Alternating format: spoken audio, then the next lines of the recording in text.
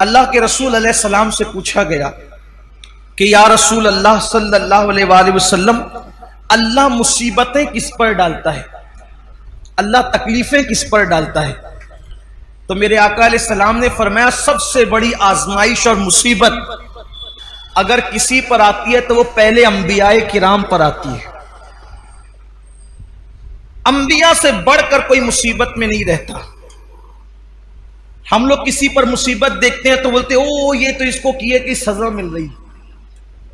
अगर किसी को कोड़ हो जाए, कोई कोड़ी हो जाए, कोड़, किसी को जुजाम हो जाए, कोई नाबीना हो जाए, अंधा हो जाए, तो लोग उसके बारे में मजहबी महफिलों में भी डिस्कस करते हैं कि उसको उसके किए की सजा मिल रही है। अल्लाह से माफी मांगो, ना कहा करो। उसकी वजह यह है, अगर वो मोमिन है, अगर वो मोमिन है और कोड़ी हो गया, जुजामी हो गया, है मुसलमान, तो अल्लाह तबारक व ताला उन लोगों को उस वक्त जन्नत में दाखिल फरमाएगा। अभी तक लोग कब्रों से कुछ उठे होंगे, कुछ उठने वाले होंगे, उससे पहले अल्लाह उनको जन्नत में दाखिल फरमाएगा। मैं अभी हदीस पढ़ूंगा उस पर आपके सामने। इसलिए किसी मुसलमान की तकलीफ पर कोई डिस्कस ना किया करें। किसी मुसलमान की मुसीबत पर कोई, कुछ लोग नाबीना होने पर भी कोई अंधा हो गया, अच्छा था अंधा हो गया, उस पर मजाक उड़ाते हैं। मजहबी हल्कों में बाज़ाब्ता स्टेजों पर मजाक उड़ाया गया उन बुजुर्गों का जिनको आखिरी उम्र में लंबी उम्र होने की वजह से या ज़ौफ होने की वजह से आंखों की बीनाई चली गई थी। क्या क्या उनको नाम दिए गए। हालांकि लोग ये भूल गए कि हिब्रुल उम्मा, रईसुल मुफस्सिरीन सैयदना अब्दुल्ला इब्ने अब्बास रदी अल्लाह ताला अन्हु भी आखिरी उम्र में नाबीना हो गए थे। लोग कहते हैं अपने किए की सजा भुगत रहे। मैं कहता हूं इब्ने अब्बास ने क्या किया था। हजरत जाबिर इब्ने अब्दुल्ला अंसारी, जिनके घर हुजूर अलैहि सलाम की दावत मशहूर है, आखिरी उम्र में वो नाबीना हो गए थे। कई सहाबा के नाम लिए जा सकते हैं जो आखिरी उम्र में नाबीना हो गए थे। लेकिन यहां तो बस इल्म नहीं है, बल्कि अगर कुछ पढ़ा, हमने कुछ पढ़ भी लिया है तो हमारे इल्म पर हमारी जिहालत गालिब आती है। किसी भी मुसलमान और मोमिन को तकलीफ में देखो, हमने कोई उस पर डिस्कस नहीं करना, बस ये दुआ करना अल्लाह इसकी मुश्किल आसान कर दे और हमें इस मुसीबत से बचा ले। जो लोग नाबीना हो जाएं और मुसलमान है, जो नाबीना हो जाए मुसलमान है, या पैदाइशी नाबीना हो या बाद में अंधे हो जाए बुढ़ापे की वजह से या किसी मर्ज की वजह से, किसी तकलीफ की वजह से, उनके लिए बशारत यह है कि औरों के लिए अल्लाह तबारक व ताला कभी कभी तजल्ली फरमाएगा, यानी कभी कभी पर्दे उठा करके उनको अपना दीदार कराएगा। लेकिन जो नाबीना हो गए थे, अल्लाह फरमाएगा मैंने तुमसे आंखें छीन ली थी और तुमने उस पर सब्र किया था, अब जब तक तुम चाहते रहोगे मैं तुम्हें दीदार अता करता रहूंगा। जब तक चाहते रहोगे मैं तुम्हें दीदार अता, मगर शर्त यह है कि वो सब्र करें। देखो मुसीबत आए तो सब्र शर्त है। मुसीबत, जो मुसीबत में वाहवेला करे नाकाम है, मुसीबत में शिकवा करे नाकाम है, मुसीबत में शिकायत करे नाकाम है। लेकिन जो सब्र करे, सब्र असल चीज है। सब्र, सारे इनामात उस वक्त मिलेंगे जब वो सब्र करे। आका अलैहिस्सलाम ने फरमाया सबसे ज्यादा मुसीबत नबियों पर आती है, फिर जो नबियों से करीब होते हैं उन पर आती है, फिर जो उनसे करीब होते हैं उन पर आती है। यानी मुसीबतें हैं किसके लिए? बल्कि एक हदीस पाक ये भी है, अल्लाह के रसूल अलैहिस्सलाम वुजू कर रहे थे।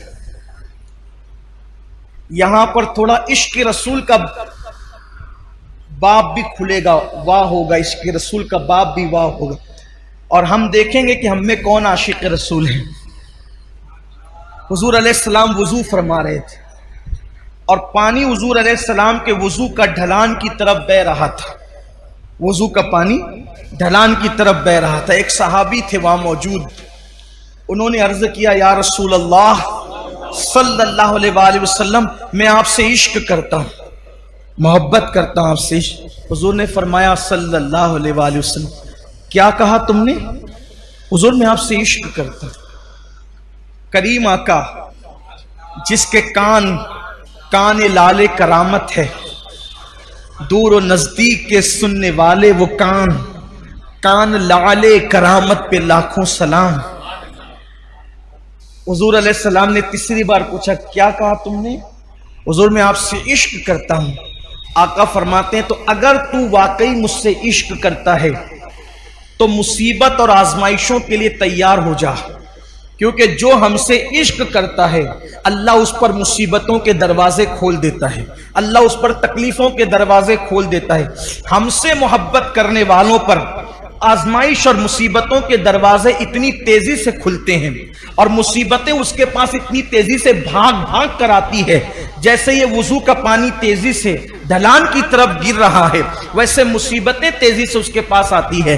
अब आप मुझे बताएं, जब हम आशिक ही बने हैं, जब हमने इश्क का दावा ही किया है, तो फिर हम मुसीबतों से घबराते क्यों हैं? हम बलाओं से घबराते क्यों हैं? इसलिए कि मुसीबतें तो आशिकों के लिए है, मुसीबतें तो महबूब से मोहब्बत करने वालों के लिए। आप देखें, जिसको हम मुश्किल कुशा कहते हैं, पूरी जिंदगी मुश्किल में गुजरी, जिसको इब्ने मुश्किल कुशा कहते हैं, ए दिल बगीर दामने सुल्तान औलिया यानी हुसैन इब्ने अली जाने औलिया। फिर उनकी मुसीबतें देख ले, फिर सैयदा ज़ैनब पाक की मुसीबतें देख ले, फिर जनाब गाजी अब्बास की मुसीबतें देख ले, फिर इसी तरीके से औनो मोहम्मद की मुसीबतें देख ले, फिर सैयदा सुकैना की मुसीबतें देख ले, इसी तरीके से जो है अल्लाह अकबर सैयदा बीबी पाक सैयदा फातिमातुज़ ज़हरा की, उनकी खुद की मुसीबतें देख ले। हमारे बुजुर्गों ने फरमाया, 40 रातें किसी पर ऐसे गुजर जाए, 40 रातें किसी पर ऐसे गुजर जाए कि उस पर कोई मुसीबत ना आए, वो अपने ईमान की खैर मनाए, वो अपने ईमान का एहतिसाब करे 40 दिन के अंदर। अब उसको इमाम अहले सुन्नत ने बहुत खूबसूरत अंदाज से मुज़य्यन किया। फरमाया 40 रातों में तीनों में से कोई एक आना चाहिए, इल्लत, ऐन से इल्लत, औ से किल्लत, वाल से जिल्लत। इल्लत, किल्लत, जिल्लत, 40 रातों में से एक मकाम ऐसा आना चाहिए कोई एक रात में। इल्लत, या तो बीमार पड़ जाए, सर दर्दी हो या बुखार आ जाए, कोई बीमारी हो, पैर ही दुखे, कांटा ही चुभे, कोई ना कोई बीमारी आ जाए। अगर बीमारी ना आए, किल्लत, पैसे खत्म हो जाए, 40 रातों में कभी कोई डब्बा भी बच जाए कि हम भी खाली हो गए, तो मुश्किल भी आए कि यार कुछ लाना भी है, जेब भी खाली है। जिल्लत, कोई जलील करे। देखो, अब यहां अपने ज़ौक़ के मुताबिक बात करना चाहता हूं। कोई आशिक हो और जलील ना हो, मुझे उसके इश्क में शक है। क्यों? इसलिए कि दीवाना ही तो जलील होता है, दीवाना ही जलील होता है, फरजाने थोड़ी जलील होते। फरजाना तो कपड़े संभाल के चलता है, उसकी इस्तरी फरजाने की समझाने के लिए कह रहा हूं, उसकी इतनी टाइट रहती इस्तरी कि वो जो स्त्री ने इस्तरी की है तो उसके फन को भी लोग हैरत से देखते हैं। वो बैठता इतने अदब के साथ है कि उसकी अदाएं काबिले तारीफ होती है। फरजाना खाता इतने नजाकत के साथ है कि उसका खाने पर भी डिस्कस होती है कि क्या अदब का अंदाज है। लेकिन जलील किसने होना है? दीवाने ने। इसके तो बाल ऐसे, इसका तो लिबास ऐसा, इसका तो गुफ्तगू का समझाने के लिए कर। दीवाना, ये दुनिया का दीवाना है जो जलील होता है। अरे जो दुनिया की मोहब्बत में दीवाना हुआ, जब वो जलील होता है तो जो सबसे बड़े महबूब आजम, महबूब रब्बे अकबर, सारे अंबिया के खुदाओं का, सारे अंबिया का खुदा, माफ कीजिए खुदाओं, सारे अंबियाओं का खुदा, सारे नबियों का खुदा, सारे रसूलों का खुदा, जिससे प्यार करे वो मोहम्मदुर रसूलुल्लाह। अब कोई उनसे प्यार करे, कोई उनसे इश्क करे, तो फिर आप मुझे बताएं वो जलील ना हो, वो रुस्वा ना हो, तो फिर वो आशिक कैसा, फिर वो मुहिब कैसा?